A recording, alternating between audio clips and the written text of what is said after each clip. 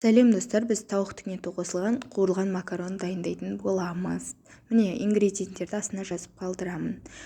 Осылай майға бөліп тауықтың етін қуырып аламыз, жақсылап 5-10 минуттай.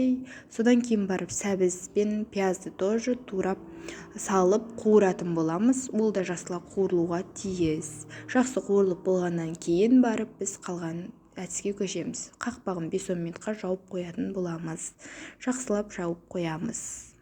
Шамалы қызғанша.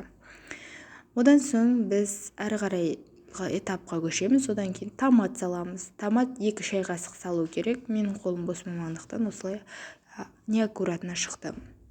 Жақсылап саламыз, араластырамыз. Одан соң жақсылап араластырып қуырып алу керек. Қуырып алғаннан соң біз келесі этабымыз, ол бізде әрине де су құямыз кішкене.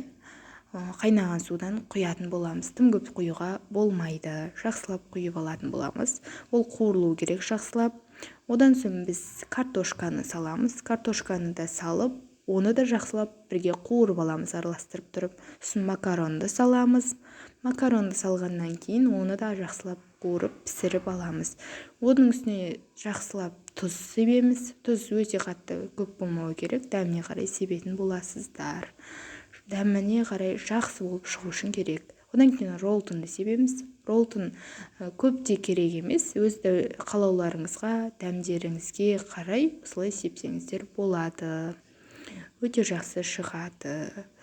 Одан кейін біз келесі дәмдеуіш, ол әрине приправа для шашлыка мен қолданамын.